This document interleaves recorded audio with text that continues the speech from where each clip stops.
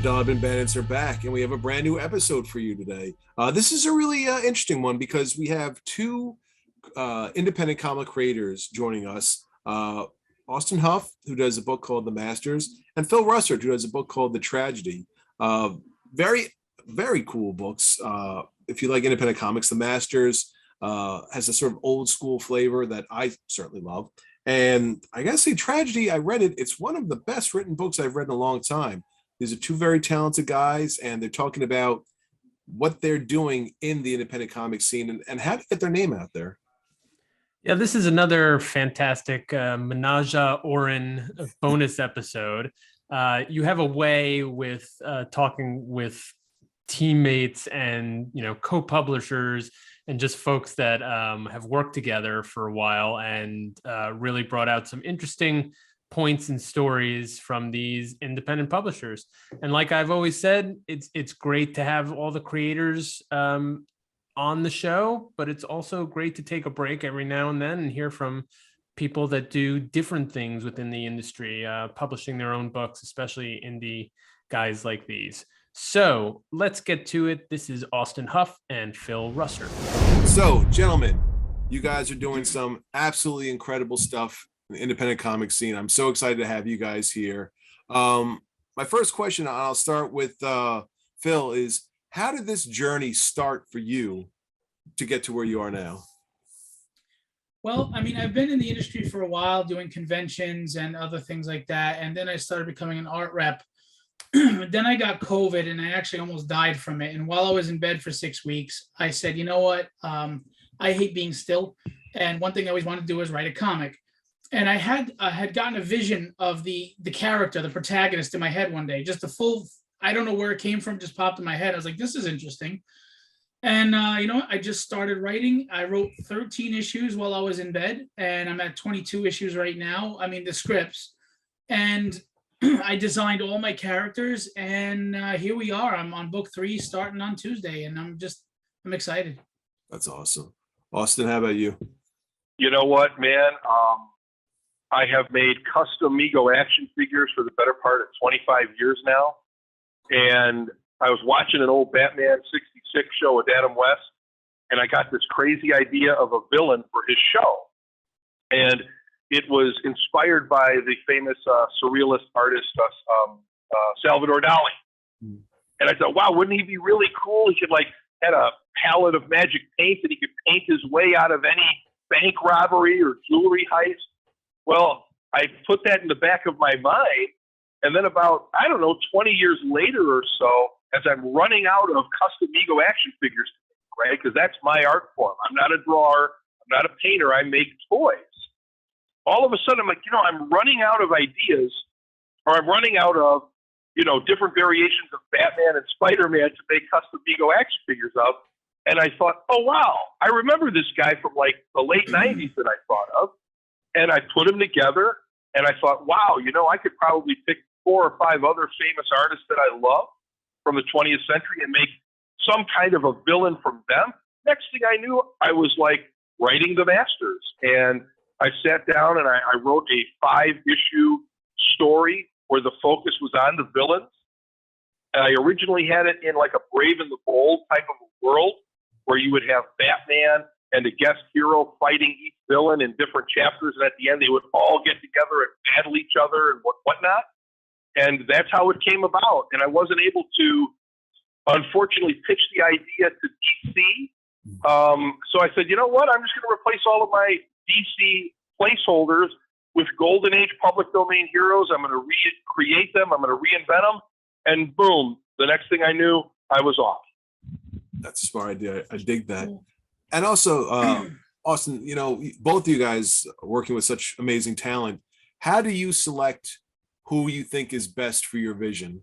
It started out kind of interesting because when I originally did this, I reached out to Joe Rubinstein. I had met Joe Rubinstein a few years ago at a con, and we had become friendly. Now, we're not friends, but we're friendly. So I could always shoot him an email, and he'd always respond to me real quick if I had a question about something. Like, hey, when are you going to be in town? Can I get some autographs? Whatever. Can you do a commission?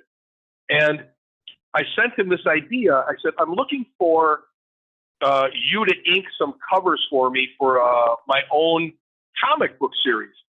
And I said, I'd love to get in touch with some of your friends, Alan Weiss, Ron Wilson. I went through the list of people that I knew and loved from child, you know. Ron Wilson was another, Kerry Gamble. And I asked Joe, I said, hey, man, I'd like you to ink these guys. Can you put me in touch with them? And he said, sure. Next thing I knew, he was sending me, requests. He said, tell me what you want me to email these guys. So I did. The very next day, I get a response from Alan Weiss, right? Alan freaking Weiss. Next thing I knew, I was on the phone with him for 3.5 hours. Next thing I knew, he didn't want to just do a cover for my book. He wanted to do a whole chapter of my book. He wanted to pick a villain. He wanted to pick a Golden Age superhero and recreate him. And it was like he gave me the blueprint for where to go from there. So next thing I know, I'm on the phone with Ron Wilson. Actually, I was on the phone with Bob Hall, and Ron Wilson was calling me while I was on the phone with Bob Hall, and I'm looking at my wife like, do I hang up with Bob Hall and talk to Ron Wilson? What do I do here? Do I send him a voicemail? And I'm like, it's Ron freaking Wilson. And, ended up talking to Val Merrick and Pat Broderick and Mike Vosberg and Stephen Butler. And, I mean, it was just person after person. Bart Sears all of a sudden got into the fold. I mean, I probably have maybe 35 to 40 different artists that I'm working with, that it just was like, when you tell somebody, Alan Weiss told me to call you, they listen, right? It's a good thing. And it was just like dominoes falling. It was like boom, boom, boom, boom, boom, boom, boom. And now I've got people who are like reaching out to me on my social media, looking for work. They're like, hey man, I'd love to be a part of this project. I reach out to Joe Rubenstein. I say, hey, I know you know Mike Grell. Do you think he'd be interested in doing a cover? Well, next thing I knew, Mike Grell is calling me on the phone saying, hey, man, I heard about your project, blah, blah, blah, from Joe. What do you have in mind? Next thing I know, I've got like Mike Grell doing a cover. I've got Joe Staten doing a cover. I've got Ramona Fraden doing a cover. It's just Pablo Marcos. Just crazy stuff. Very cool. Yeah, thanks. Yeah, it is, man. It's amazing. It has been a crazy ride. Yeah, I actually was art repping Ron Wilson last year. So how do you go about picking talent for your projects? Well, because I ran conventions, I still do, but they're on hiatus. I got to know a lot of people. Some I'm friends with, some like he had said, I'm friendly with, Austin said. And I mean, honestly, you kind of have to toe the line between who are fan favorites of your, that you're a fan of, but who you think is also marketable, because unfortunately the truth is this is a business and I am a publisher, even though I'm small. We're trying to make the right fit. So my book is like an 80s writing style, but 90s art. So I tend to go towards those tighter pencilers, I mean, I love classic 80s artists, of course, but like Ian Churchill and Will Spatasio, who I've become friends with, it's that 90s style, that flair that I thought would really match the aesthetics of and the designs of my characters, and Tyler Kirkham and, people like that, and Sean Chen. So that was pretty much where that was at with as far as like the household names. But I also like to hire a lot of independent artists that maybe aren't a household name that you don't know, because they're just really talented and, and their line work is amazing. And I tend to get like 15 covers on each. Basically, I have like 66 or 7 covers just on 3 issues. As you can see, I'm an art fan, so that's awesome. I like to support artists and hire them and look, we're all just trying to live our dream and enjoy what we're doing. And if I, even in my small way, can do that, then I like to balance it out between the quote unquote, household big names and the up and coming hungry guys, Right. 100%. And there's something you said that I think gets a little lost there, but it is a business. So I'll start with you, Phil. How do you stand out in the crowd of independent books? See, I'm a humble dude. I don't feel like I've accomplished anything yet, but people keep telling me how much I have. So that's a tough question for me because there's a lot of great indie books out there, but I honestly feel that my book has a good it's a high quality book. I mean, it'll stand up to anything on the shelves as far as the art and the writing. And I do have Chris Sotomayor coloring the book, who's a famous colorist for Marvel and DC for the last 30 years. A smart man surrounds himself with the best talent. And I guess I would say I do think my writing is solid. Not that I can't get better, of course, but I think it's solid. But I think I'm smart enough to understand that if if you're going to do something, you do it 100% right. And that means you have to surround yourself with those professionals. Because at the end of the day, whether I'm the best writer or not, it's looking at the cover of that book that's going to make someone go over to it and pick it up. The artist grabs the reader, the writer keeps the reader. So I would say that I have an amazing team of professionals that put out a professional book. And I think I'm doing all right holding my own with them, but we'll find out. You definitely are. Unlike Phil, I am not a smart man. So I have to surround myself with even smarter people, okay? Smarter individuals. I'm with Phil. It's like I'm 53 years old. I'm really just a fanboy, okay? But I have just a wealth of ideas. And I know Phil said this earlier. He's like, man, I just sat down and I wrote 13 comic books. Those have been inside Phil Russert's head for his entire life, okay? Me too. And honestly, and I have no doubt Phil is going through this as well, but the artists that I am working with, they have a ton of ideas still that they haven't tapped. You know, I'll give you an example. I had 3 artists this week alone who I'm working with call me up and say, hey, I've got an idea. Will you publish my comic book? 3 different guys I'm working with this week. And I'm like, yeah, let's do it. What are we waiting for? So you surround yourself with talented, brilliant minds. It brings out the best in everybody in the group. I have no doubt Phil agrees with me on that one. And we learn. You and I get better at what we do because we're learning from the masters. Absolutely. Absolutely. I'll tell you something. Alan Weiss has been such an integral part of my comic book, The Masters. And when we first started working together, I mean, we would spend literally hours on the phone just going through his chapter alone. I mean, how can you beat that? Yeah. You can't beat the attention that these guys have given. You know, they are absolutely amazing. And again, we're all working with pros. Okay, and there's enough future stuff in the pipeline for Power Comics Incorporated that we'll be able to bring in younger guys, different guys, you know, men and women with different ideas that, you know, not just the old timers, but there's a lot of guys out there younger than us who, you know, they style themselves after like the greats like John Buscema or John Romita Sr., right? Guys like that.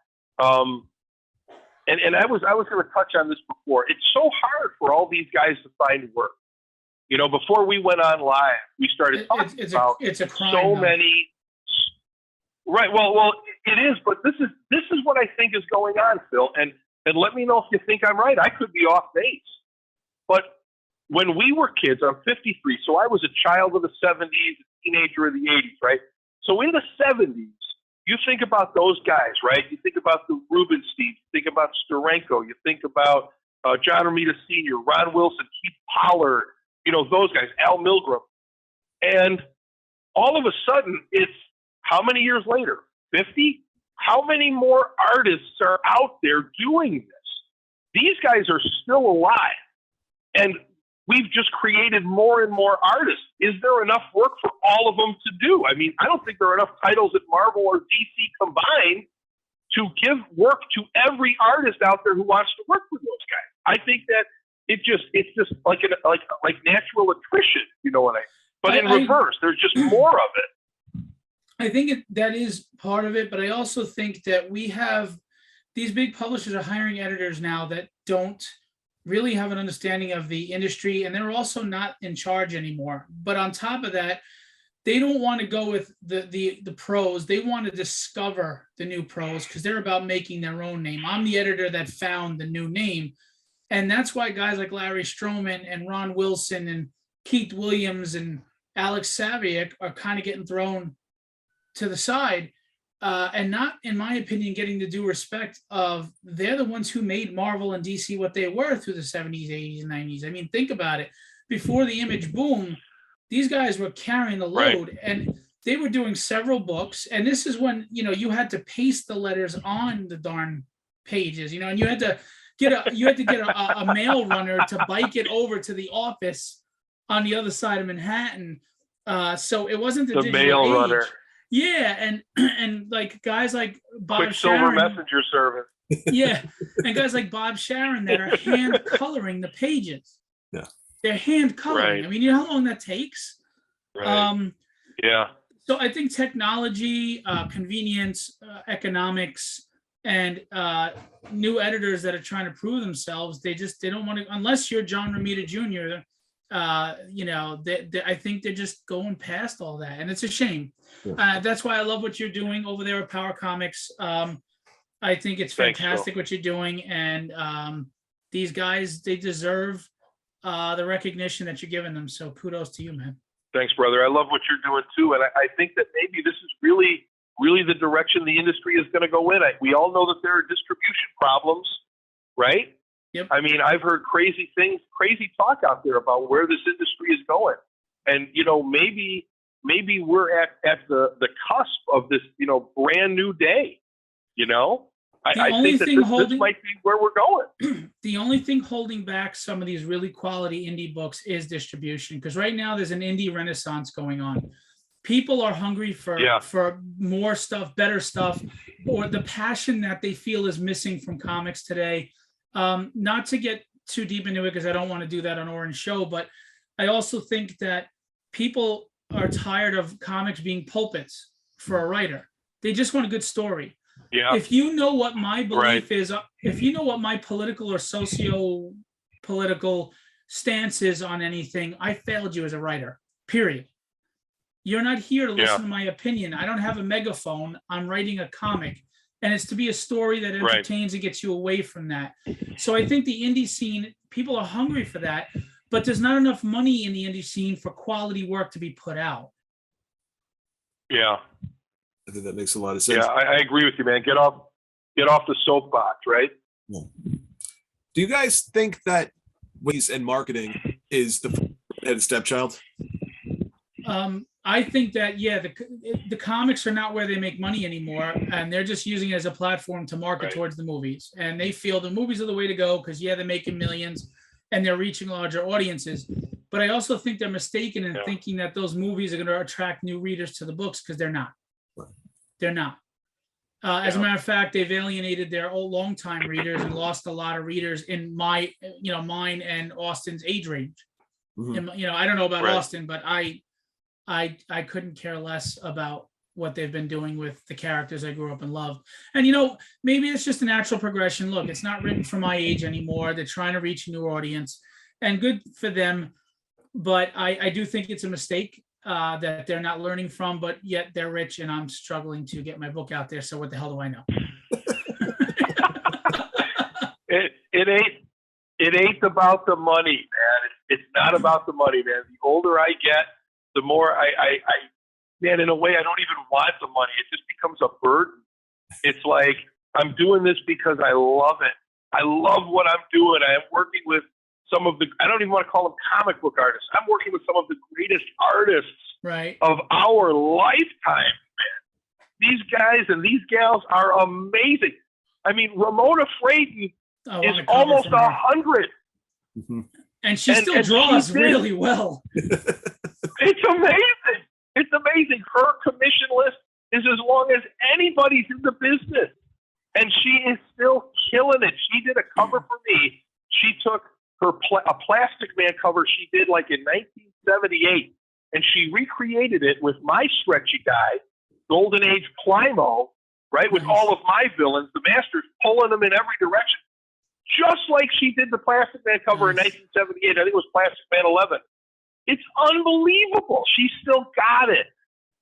Oh yeah, and I've been wanting to get her to do an homage to a Wonder Woman cover for my book.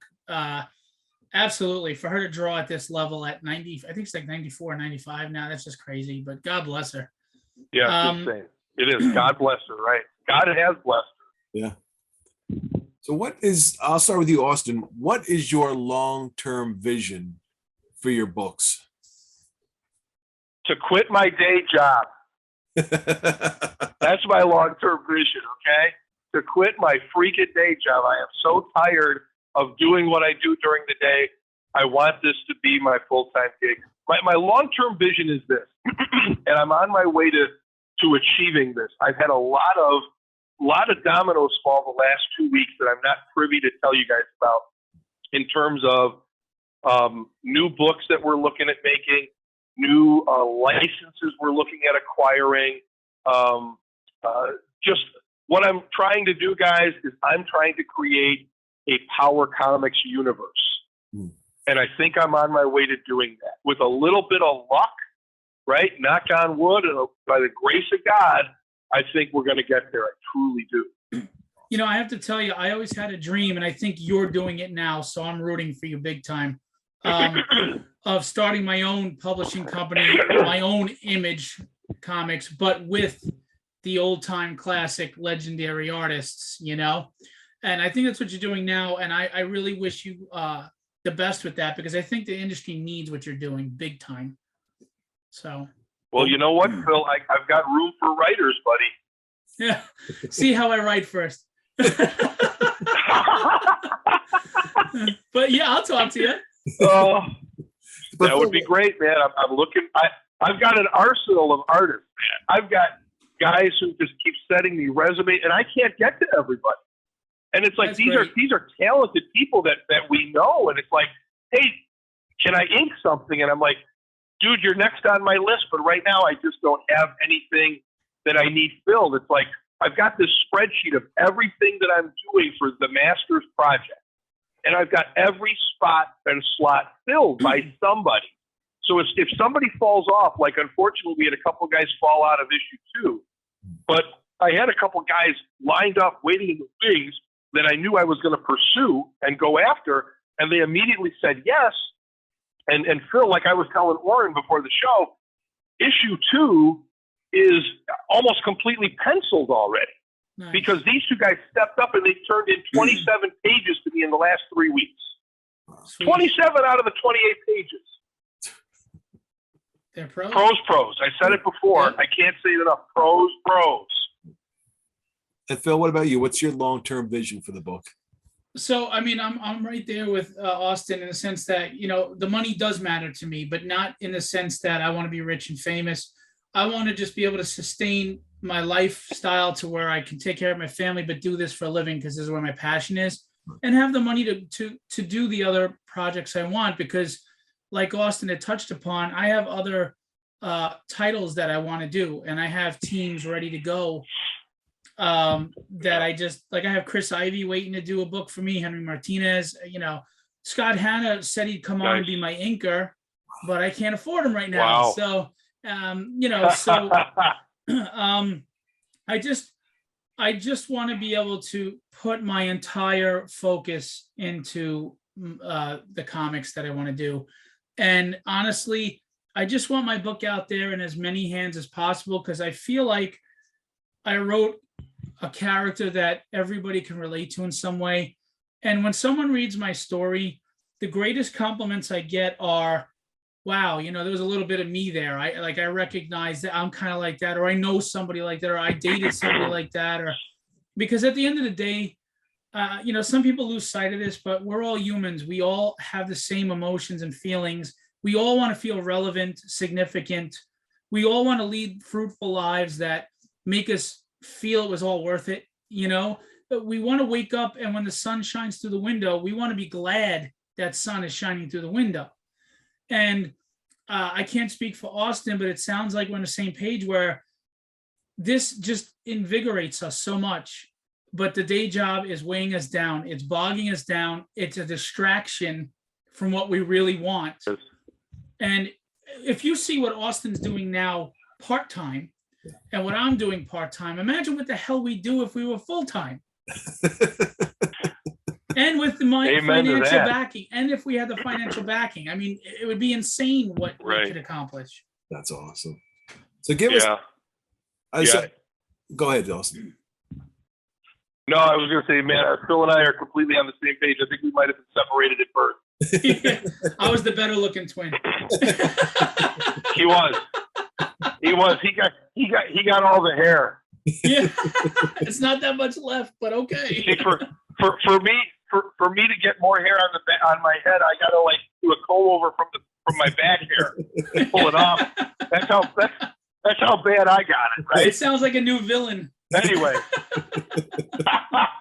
sounds like a Dick Tracy villain. Yeah, exactly. That's what I was thinking. That would be funny.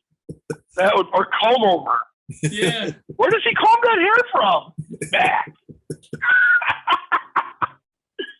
Oh God, yeah, man. It's like the stuff that Phil and I are doing part time.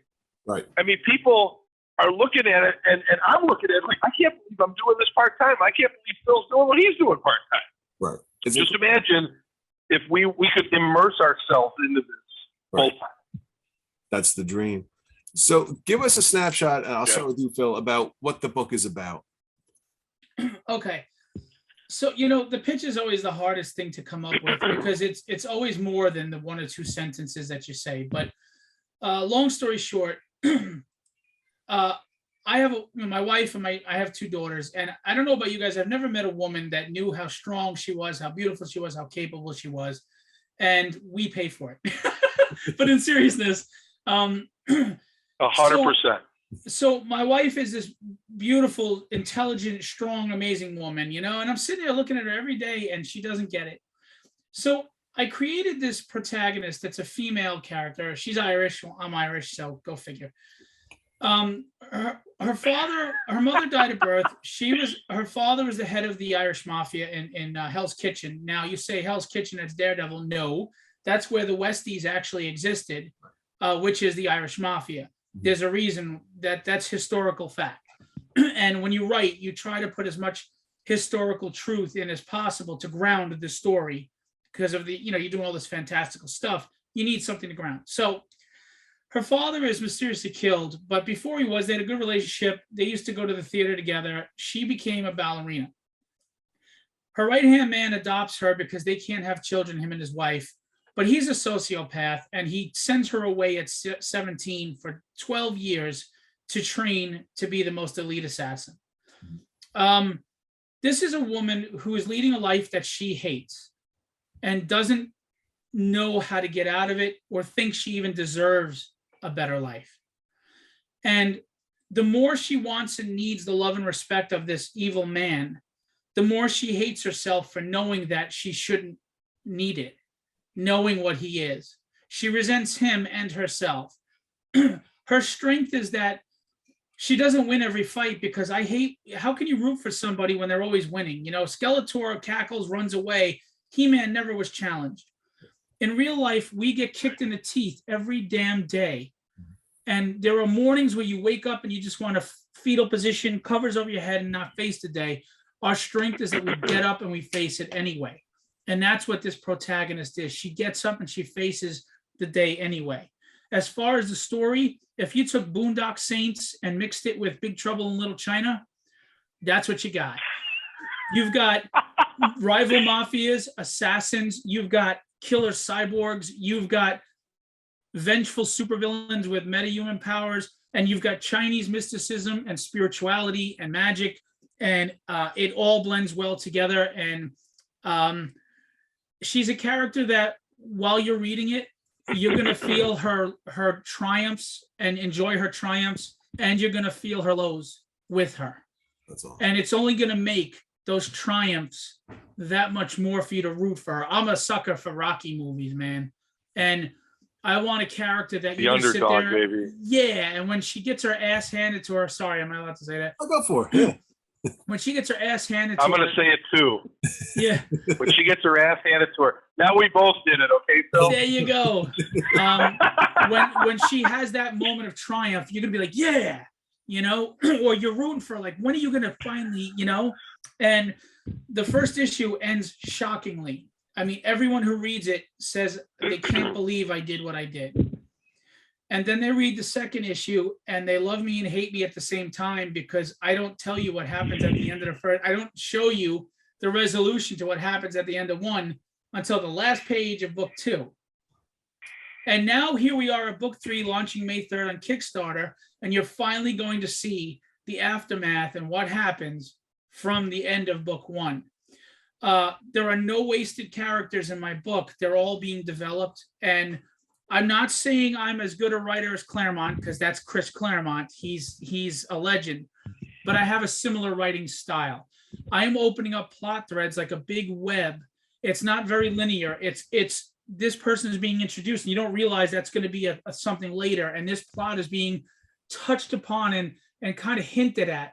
And it's all going to start coming out. Like real life, everything's working simultaneously. It's not linear. What I do that Chris Claremont doesn't do is I close some of those plot lines to not frustrate the reader as I open new ones. Because I remember when we used to watch Lost, you're like, this is great, but can you answer one freaking question already? Right. Agreed.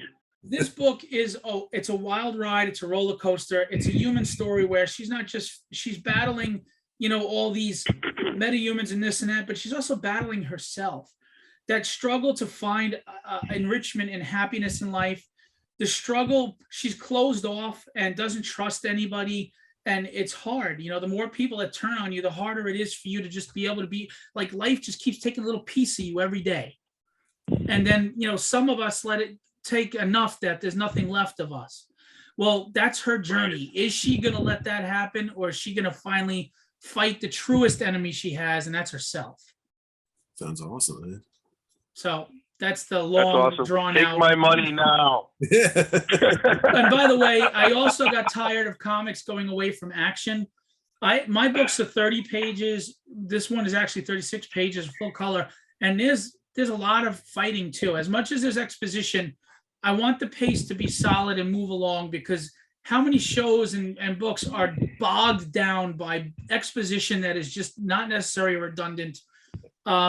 It's a nice blend of some good action and exposition. Like you don't have to speak a lot for a reader to get it. If you're a writer that has trust in your audience and in the artist you're working with, less is more.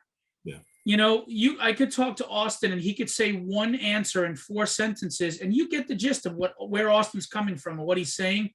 So I don't have to overload you with a whole diatribe by Austin for you to get Austin, So I don't know. I think I did a good balance on the pacing and, not dragging out the exposition, and then getting to some good, solid, old-fashioned comic book spandex fighting fun. Like that's nice. Incredible. And Austin, what about you with the Masters? Man, I just went with the traditional good guys versus bad guys story. Like I said earlier, it's really a tribute to Jim Aparo's Brave and the Bold from the 70s, where every chapter is a team up. It's like a Marvel team up or a Brave and the Bold, and what's going on is like the protagonist. Like in Brave and the Bold, it was Batman, and Marvel team up, it was always Spider-Man. In my comic book, it's the Black Owl. So I took this Golden Age public domain hero. Alan Weiss recreated him for me. And in every chapter, against a single villain, he teams up with another Golden Age public domain hero that's been recreated by the artist of that chapter. So Saviat got to redo somebody. Wilson got to redo somebody. Val Merrick got to redo somebody. Alan Weiss got to redo 2 characters. And the last one, I'm forgetting who did it. But the bottom line is that in every chapter, one of my master's villains takes on the 2 protagonists, Black Owl and a guest hero, and they always lose. The bad guy always wins. And it's not until the end of the book where the Black Owl sits down. He's kind of like the Bruce Wayne, Tony Stark mind kind of guy, right? So he's sitting there. He's like, you know what? I think I've got this whole thing figured out. This is what we're going to do. And the story, the reason why these bad guys are doing what they're doing is they're committing the largest art heist in the history of mankind, right? They're doing this. We're stealing all of these paintings from all these different places pretty much at the same time, right, or successively, in order to give them to the leader of the Masters, who is an unknown villain. He's kind of like, I equate him with Ultron dressed up as him in one of the Marvel books. He led the Masters of Evil, the Crimson something or another. Remember that? What was they called? I forget. He wore the cloak. He didn't know it was Ultron. Right, the Crimson something. So nobody knows who he is. He's leading these group of artist-inspired villains. They steal all of these paintings for him. And at the end, the Black Owl figures out why they're doing this. Why are they stealing all of these paintings? And it all comes through at the end. And I've got the final battle scene. I want to say the group fight scene between the good guys and the bad guys is all done by Tom Grummett. Wow. Yeah. And he's already turned in like 8. He's already turned in 8 of the 12 pages. And they're pretty fly. They're pretty fly for a white guy. It's Tom Grummett, man. By the way, I think it was the Crimson Cowl. Crimson Cowl. The Crimson Cowl. There you go. The Crimson Cowl. It was the Crimson something. I was going to say Dynamo, but I knew that was wrong. Yeah, that's it's essentially it's essentially your good guy versus bad guy, brave and the bold story. The good guy wins in the end. The good guys win at the end, and they realize they're better as a team. So they form what's called the Power Corps, and that's going to be my Justice League, my Avengers going forward. All of the artists who have recreated these Golden Age superheroes have committed to taking them all to individual titles if we want, which is fantastic unto itself. And one of the things that I do, I mean, obviously bringing in all of these, my favorite artists of all time, right, is a tribute to them, having them on this project. But I include little Easter eggs throughout all 5 issues and pay homage to a number of my favorite deceased creators from the comic book world. So you're going to see a detective in issue number 2 that resembles Dick Dillon. You're going to see people that resemble Denny O'Neil and Dick Giordano and Jim Aparo. And you're going to see references to John and Sal Buscema and Norm Brayfogle and Kane and Finger and Frazetta.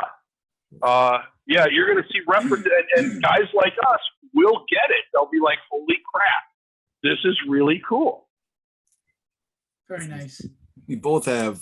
I'm just kind of blown away by your guys' creativity, because just as someone who reads comics, the stories you both told are so creative, and like just you describing it draws me in. Like, I want to read these books because, like you said, there's not a lot of stuff going on right now that's going to match that, I don't think. Yeah, what Austin's doing is what I think is missing from everything. I know that comics always reflect society, and society is kind of angry and dark right now. So the world is full of anti-heroes right now. And I'm sorry, but I got through a tough childhood because comics told me what was right and what was wrong. And, what Austin's doing is going back to that. Some people are like, oh, and I'm not saying this about you at all, but, you get the people like, oh, it's corny when you didn't. No, it's not. It's what the heroes are supposed to be. You grew up in a bitter age. We didn't grow up in a bitter age. And that's what these comics that he's doing, to me, remind me of.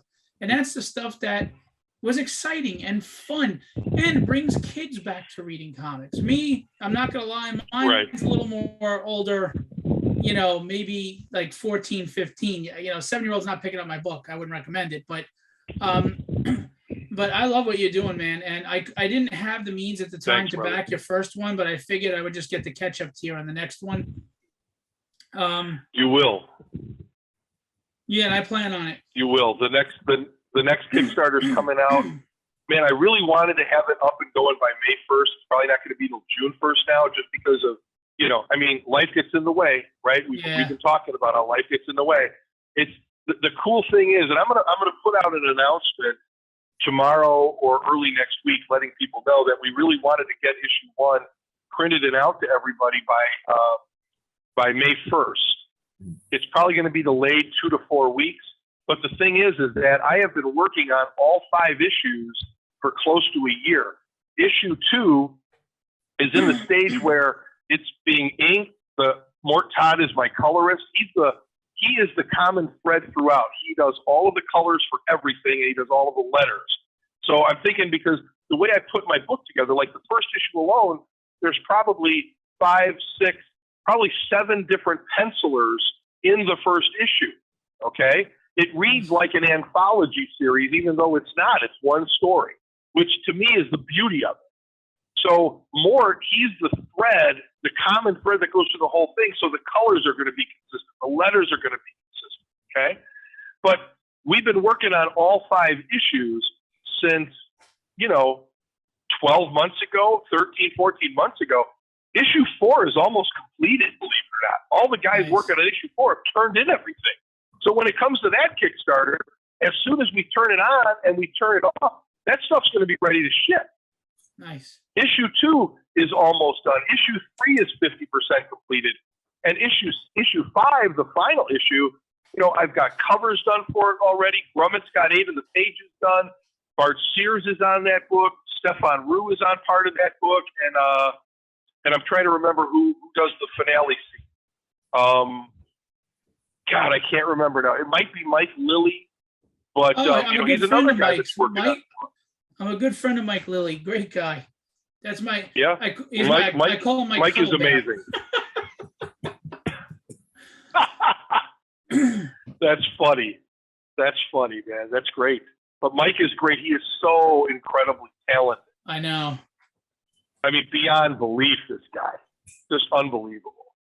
I agree. He does some amazing tight work, man. I agree. Yeah. No. I was just going to say, and there are other guys who I've just been able to pick up along the way to do covers here and there. Like, I just got an email. I'm looking over at my other monitor. Bob Budiansky just sent me an email. He's doing a cover, he's doing a recreation of the Justice Society cover where they're all sitting at the table, right? What is that? All-Star Comics number 3 or something? I forget the number, right? But he's doing a recreation of that. Mike Grell has done, just on and on and on. It's been an amazing journey. Yeah, who doesn't love Mike Grell? He's one of my favorites. And he's so friendly. Yeah, he is. He's sweet, so we may. But Oren, I planned on sending you a PDF of my first 2 issues as a thanks for having me on. So. Oh, thank you. I appreciate that, man. I can't wait to check them out. I'm not sending you nothing, Oren. Sorry. You get nothing. You get nothing from me. I'm a glutton for punishment, so he could sit there and go, could you at least have sent it in comic form so I'd have something to wipe my rear end with when I run out of toilet paper? You know me so well, yeah. Yeah, with the toilet paper shortage, I need comic books. Well, hilarious. I got one more question for you guys, and I'll start with Phil, and because you both know your comics. List me 3 under the radar books that you read growing up that people should check out. Sovereign 7 by Chris Claremont. Chris Ivy started on it. And right after he left in the 90s, Marvel, he went and did his own book for DC. You can see his X-Men love in it, but new characters. Sovereign 7 is definitely one. Nightman by Malibu Comics. He couldn't sleep. He didn't sleep. That was another good one. That's a good one. That's a good one. And being that this is off the cuff, I'm surprised I came up with 2 quickly. So let me see. Another under the radar. Yeah, right. That's pretty good. Another under the radar book, Tragedy. Under the radar. Those are the first 2 that come to mind. Under the radar. Because I have a lot of good stuff, man. I don't know. I can't think of a third one offhand. Maybe Austin. I might agree with something Austin comes up with, but those are the first 2 that come to my mind. Man, I am not an under the radar guy. I was like strictly Marvel and DC, so I couldn't even. I for me, under the radar would be the Defenders, and that wasn't under the radar. It's so hard for me to even come up with something. I really didn't get into Atlas Comics or any kind of an independent brand out there. Yes, the Badger. Sorry, the Badger. The Badger, yes, absolutely. Badger was Reinhold what had a Moon Knight nice is run right on now that. Mike before Barron. Moon Knight. Yeah. Yeah. Right. Mike Barron did that, right? Yep. Mike Yeah, Barron good and guy. Bill Reinhold. Bill Reinhold doesn't live that far from me. I could probably throw a rock and hit his house. Oh, okay. He I and don't Linda. recommend that, but okay. Yeah. I don't think I want to work with you Oh after that. God. No. You would, but yeah, I don't know. And under the radar. Oh, God, John Sable I freelance. feel. yes. Okay. You know what? I'm just gonna let Phil do 6. You can do 6, Phil. Under the radar for me was like West Coast Avengers. No, but Yeah. you know what? You're right though, because those were the books that, if you didn't find an Avengers book or Fantastic Four, you said, I'll see what's going on with the West Coast Avengers. What's the most that can happen? And some of those books, like I loved the Solo Avengers. yeah, those were good. I thought Solo Avengers was very underappreciated. I thought that was a good run. Mm-hmm. And I was serious about the Defenders. I mean, the first comic I ever picked up was Defenders number 18, which was a Gil Kane cover. It was the Wrecking Crew versus the Defenders. And you open it up, and there's Sal Buscema, and I think he either had Dan Green inking him or Klaus Johnson. Mm-hmm.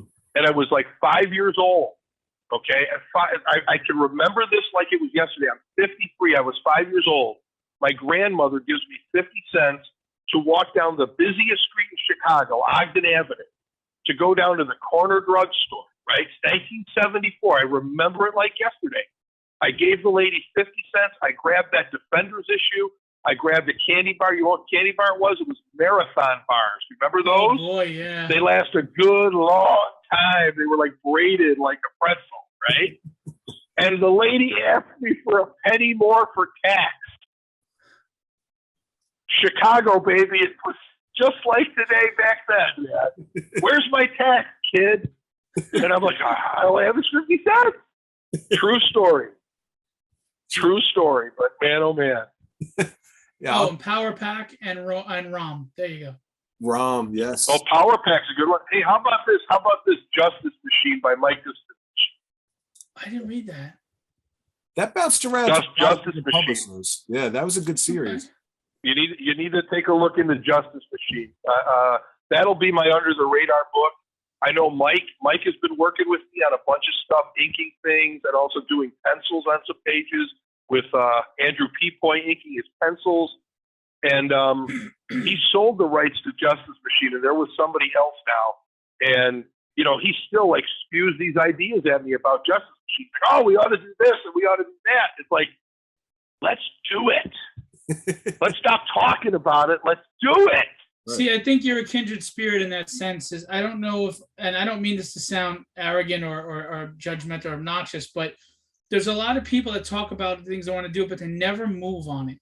Right. It takes energy and a set of cojones to approach these people and to put it all in place and to bust your butt. And it takes a grind that not everybody's willing to do.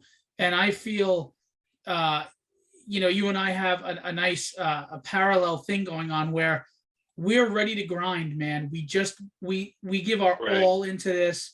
We love it. And I think that people want to work with us because they see it. They feel it. It's palpable from us. It's palpable how much we want this and how much we respect them and how much we want this project that we're doing to really be the best it can be. And they see the hustle. Yeah. I mean, it takes a lot of hustle. I mean, the marketing alone is a job for 3 people, never mind orchestrating all the moving parts of creating a book. So, yeah, I mean, it's nice to see somebody who really has that hustle and has that energy and that passion that, we're in our 50. I'm about to be 50, and you and I are like, we probably have more energy than a 20-year-old that we're focused, like laser focused on what we want to do, man. Every man needs his Adrian. He needs a woman by his side, and smart men marry up. And Right. I was smart, just like I know how to surround myself with a great team. I knew to marry up. So I put myself in a winning position because of the people I surround myself with, and I'm thankful to them. Yeah. That's just good advice. Yeah. If it's all right, I just want to do a shout out to the illustrator of my book, Ricardo Silva. He's a phenomenal talent that I have the great privilege of being his rep, his friend, and the publisher writer he works with. And he's got no ego, and we work well together, which I think is important. The letterer, Jason Meadows, again, no ego, wonderful to work with, hardworking professional people. And of course, Chris Sotomayor. This is a man who colors Spider-Man and X-Men. He's been on Wills, he's been on JRJR, he's been on everybody. And he treats my book with the same respect as all of those books. He meets his deadlines. He's respectful to me, and he doesn't have to be. He could easily be like, look, dude, I'm sorry, but Marvel and DC are calling. He makes sure that he sticks to his word. And getting that kind of respect from a 30-year veteran, it means a lot to me. And of course, the cover artists I work with, but I just wanted to give a shout out to the core team, and thank you. And thanks to Howard Mackey, who's been an unofficial editor and just a good friend and a good man. And I don't know if you know Howard. Yeah. He's an amazing guy. He's an amazing person guy. Too. What's that? Very funny. Yes, he is. And he's a straight shooter. Yeah. But he's a good man. He's a really kind guy. Him and I have some interesting conversations about some of the egos. Good man. Great man. All right, gang. And we are back. Man, I mean, did you hear some of the names that these guys had working on their books? It's incredible. I love that Austin is giving a lot of these older artists opportunities and getting them back into the fold, which is so great. And Phil's doing the same thing. He's also bringing a lot of young talent in and giving them an opportunity to get their art published. So guys really doing fantastic stuff. I highly recommend you guys check it out and back their projects, get these books. They're incredible. Yeah, I remember seeing the Masters, particularly when it came out on Kickstarter, and the lineup they have working on that project is just phenomenal. A lot of names you might recognize from our show. So I also recommend that you pick up their books and support, independent comic publishers. But that will do it for this episode. We are going to read another review before we're out of here. Remember that if you leave a review for us on Apple Podcasts, we will read it. You can get famous, or at least Dollar Bin Bandits famous. This one is from late March from a user named ICC Trombone, titled "One of the Top 5 Comic Podcasts There Is." Thank you. We appreciate that sentiment. The review reads, "I've been listening to the Dollar Bin Bandits podcast since 2021, and it delivers top industry legends in a fun and interesting way. The guests are allowed to share their experiences in a friendly way that informs the fan of some great inside info that is never discussed in forums. The hosts are inviting and just the nicest bunch of people producing podcasts today. No snark and a lot of respect for the creators. 5 stars without hesitation." Thank you, ICC Trombone. That was quite the ego boost, don't you think, Oren? I feel good about myself. And I'm glad to know that what we're doing is making people happy and that they like how we produce our show. I think, you, Joe, myself, we're a good team, and we have such nice people who are on the show as well. I agree. And thank you to all of those we've read up until the recent moment with our reviews. So please send us some more. We love to hear some feedback on the show. So I will give my usual pitch to rate, review, and subscribe. Hope you have a wonderful weekend, and we will see you next time.